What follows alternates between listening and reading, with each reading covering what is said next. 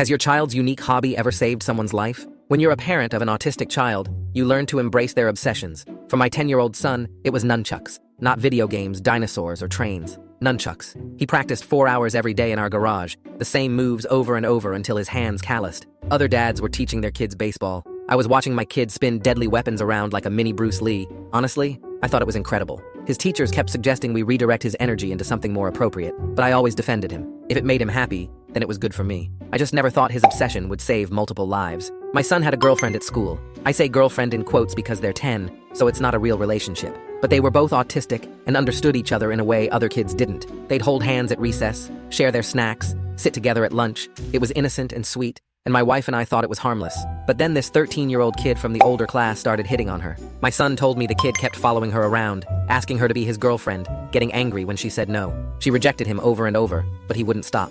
That's when the bullying started. One day after school, the 13-year-old cornered her alone by the concrete stairs. My son wasn't there to help her, and the kid pushed her down. She fell hard. When my son found her, she was crying with a black eye, split lip, and a sprained wrist. She was too terrified to tell the teachers who did it because he'd threatened her with a knife if she tattled. But she told my son everything. He said he'll keep hurting me until I like him. That's when my son looked at her injured face and said, completely serious, "That meanie panini is never going to hurt you again. I'll make sure of it." She was crying and asked, "How?" My son smiled at her. "I have my nunchucks, the Transformer ones you gave me for Christmas." She looked shocked, but he's bigger and older. "You'd really fight him for me?" My son said, "You're my girlfriend. I would fight a dinosaur for you, and he's not bigger than a dinosaur." From that day on, my son started carrying his nunchucks everywhere. He even secretly brought them to school in case he needed them there. At home, he upped his training, now doing 6 hours per day instead of 4, watching every nunchuck video on the internet. He got so good he could use the nunchucks to pass you a glass of water from across the table without spilling it. During this time, my son's girlfriend's parents reported the bullying to the school with photos of her injuries. In response, the principal gave the bully a 1-day suspension. 1 day. That's how we found out the system doesn't do much when the bully's parents donate to the school. After the suspension, the bully came back angrier. His threats started. He'd text my son saying, "I know where you live," with a photo of our house. He brought a BB gun into school and threatened the girlfriend with it. He left notes in her backpack ranging from deranged love letters to intimate descriptions about how he'd take her by force if he had to. Then Friday happened. My son and his girlfriend were over at our house, and my wife and I wanted to run to the corner store to surprise them with snacks. We left them playing video games and told them we'd be back in 15 minutes. We didn't even think anything would happen. But the second we walked away, our bathroom window shattered. The 13-year-old bully climbed through the broken window holding his dad's gun. He wasn't just breaking in, he was hunting. My son heard it first. His girlfriend screamed, and he told her to run straight to the bedroom and lock the door behind her, then call for help. "Where's your little girlfriend?" the bully called out from the bathroom. My son grabbed his Transformer nunchucks from the living room and positioned himself in the hallway between the intruder and the bedroom where his girlfriend was hiding. The 13-year-old came around the corner, a real loaded pistol in his hand. But my son was already waiting there. The second the bully came in view, he started raising his firearm at my son. But my son didn't hesitate. He didn't freeze or go cold. By the time that gun started coming up, my son's nunchucks were already moving. One perfect strike knocked the gun out of the kid's hand. The bully lunged at him in rage, but my son had already shifted into muscle memory. He started whooping him with the nunchucks, body shots, leg strikes, headshots, all precise, all controlled. The 13-year-old dropped hard onto our floor, nose bleeding. My son stood over him, the bedroom door unlocked. His girlfriend came out and saw him, her bruise still visible on her face from when the bully had hurt her. She ran to him. "You kept your promise." That's when my son finally broke from his focused state. He started shaking as the adrenaline hit him. He looked down and saw the bully was reaching for the gun. That's the exact moment my wife and I burst through our door, accompanied by the bully's parents, who'd gone out looking for their child. The gun was still on the floor between us. I moved faster than I thought possible and grabbed it before anyone else could reach it, my hands shaking as I secured the weapon and stepped back. My wife already had her phone out calling 911, her voice steady despite the chaos as she reported a home invasion and an injured intruder. The bully's parents stood frozen in our doorway, staring at their son bleeding on our hallway floor,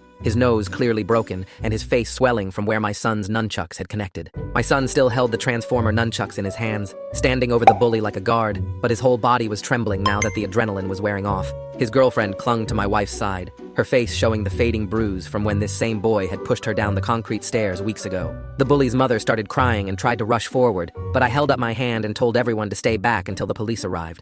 Officer Grayson Ainsworth showed up within 4 minutes, 2 other patrol cars right behind him, and I handed over the gun immediately while explaining that this 13-year-old had broken through our bathroom window to hurt my son's girlfriend. The paramedics rushed in next and started treating the bully's injuries while my son finally dropped his nunchucks and started crying, the reality of what just happened hitting him all at once. My wife wrapped our son in her arms while his girlfriend pressed against both of them, and I watched the officers photograph everything: the broken bathroom window, the dropped gun, the nunchucks that had saved 2 children's lives. The bully's father kept trying to get to his son, but the officers made everyone stay in different areas while they secured the scene and took initial statements. Detective Nina Bowles arrived about 20 minutes later and immediately started separating everyone for proper interviews, beginning with me and my wife in our kitchen, while a female officer stayed with both children in the bedroom. I explained the entire history, how the bully had been stalking my son's girlfriend for weeks, how he'd already hurt her badly enough to leave visible injuries, how the school had only given him a 1-day suspension despite photographic evidence, how his threats had escalated to texting photos of our house. The detective's face got darker as I showed her the threatening messages on my son's phone,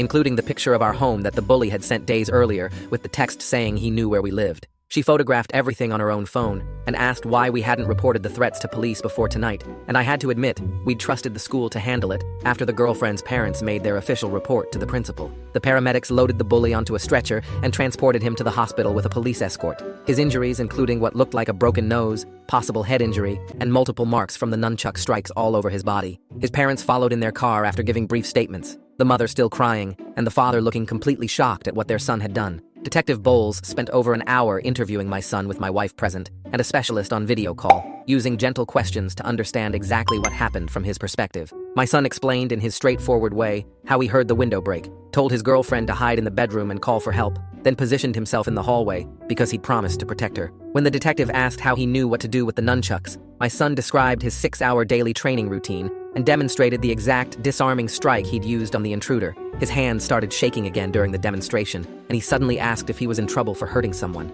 his voice small and scared in a way I'd never heard from him before. The girlfriend gave her statement next, describing how she locked herself in the bedroom like my son told her to and called 911, hearing the fight in the hallway and being scared that the bully would hurt her boyfriend. She kept touching the fading bruise on her face from the stairs incident weeks ago, telling the detective that my son had saved her life tonight. The interviews dragged on past midnight before Detective Bowles finally sat down with us in the living room and explained what would happen next. She told us the bully would face serious charges in juvenile court, including home invasion, assault with a deadly weapon, and stalking, based on the evidence and his age being old enough to understand his actions. She made it clear that my son had acted in self-defense and defense of another person, that no charges would be filed against him, but that there would be follow-up investigations and more interviews over the coming days as they built their case. Then the detective showed us something that made my stomach turn. Officers had searched the bully's phone at the hospital and found detailed plans about tonight's attack, including a hand-drawn layout of our house, showing which windows faced which rooms and where he planned to enter. He'd been watching our home for at least a week, taking photos from different angles,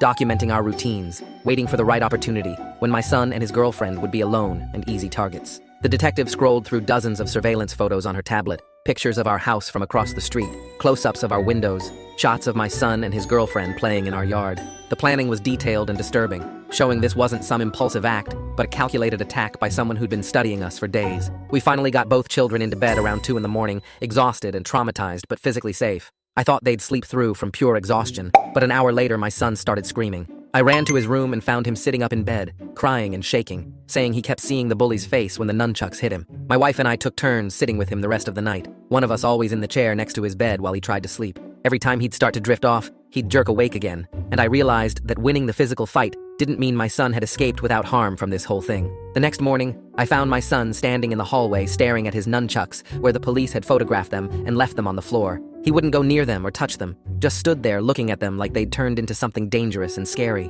When I reached down to pick them up and move them back to the garage where he usually kept them, he asked me in a quiet voice to put them somewhere he couldn't see them anymore. I carried them to the basement storage room and closed the door, understanding that the weapon that had saved his life had also forced him to hurt another person, and his 10-year-old brain was struggling to process that. The girlfriend's parents showed up mid-morning, looking exhausted after spending the whole night at the hospital with their daughter for tests, due to the extreme stress of everything that happened. They hugged us and thanked us through tears for keeping their daughter safe, but I could see the fear in their eyes as they looked at our broken bathroom window, now covered with plywood, and the police tape still marking sections of our hallway. Their daughter was physically fine, but emotionally shaken, and they kept her overnight, just to be safe. Detective Bowles called around noon to update us on the situation. The bully was being held in juvenile detention pending a court hearing, unable to post bail due to the severity of the charges and the threat he posed. She also mentioned that his father's gun had not been properly secured in their home, which would add potential criminal charges against the parents for failing to safely store a firearm. Then she told us we needed to bring our son in for a formal video-recorded interview that afternoon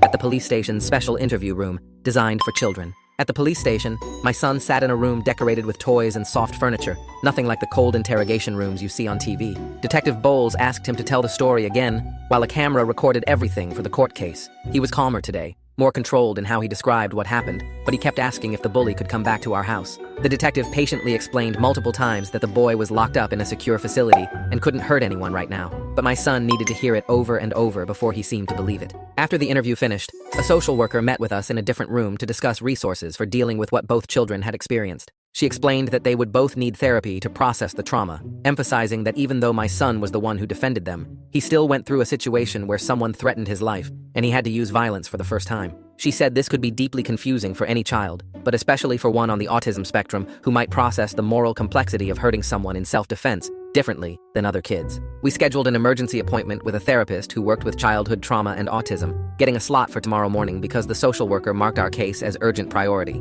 My son spent the rest of the day unusually quiet, not playing with any of his toys or wanting to watch his favorite shows, just sitting close to either my wife or me on the couch. He didn't want to talk about what happened, didn't want to do anything really, just needed to be near us. That evening, the school principal called my cell phone. She said she was concerned and wanted to know when my son would be returning to class, completely ignoring the fact that her totally inadequate response to the initial bullying had directly led to this whole situation getting worse. I told her my son wouldn't be back until I was convinced the school could actually protect him and that we'd be having a serious discussion about their failure to act appropriately, despite having photographic evidence of assault and multiple reports about ongoing threats. The girlfriend's parents called around 9 that night. I answered on the second ring, and her mom's voice came through tight and scared, telling me they'd been discussing their daughter's safety all evening and couldn't see how they could trust this school anymore. She said they were looking at other districts, maybe even moving to a different town where the administration actually protected kids instead of protecting donation checks. I felt my stomach drop because I knew what that would mean for my son. He was sitting on the couch nearby, supposedly watching TV, but his eyes locked onto me the second he heard me say her name. I tried to keep my voice neutral, tried to walk into another room, but he followed me, his face already showing that panicked look he gets when his routine gets disrupted. After I hung up, he grabbed my arm and asked if his girlfriend was leaving. I couldn't lie to him, so I explained that her parents were scared and thinking about other schools. He started crying immediately, not the loud crying, but the quiet kind that breaks your heart worse, tears running down his face while he rocked back and forth on his heels. He kept saying she was the only one who understood him, the only friend who didn't think he was weird, and what would he do without her at the school? My wife came in and tried to comfort him, but he pulled away and went to his room, shutting the door quietly behind him. We heard him crying in there for over an hour. The first therapy session happened the next morning at a clinic across town. The therapist's office had soft lighting and comfortable chairs, toys in one corner and art supplies on a low table. My son sat stiff in his chair, hands folded in his lap, answering questions in 1 or 2 word responses. The therapist asked him to describe what happened during the break-in, and he recited the facts like he was reading from a script, no emotion in his voice at all. But then she asked him how he felt about hitting the bully with the nunchucks, and his whole face changed. He looked down at his hands and said he felt proud because he saved his girlfriend. But then his voice got quieter, and he said he also felt bad because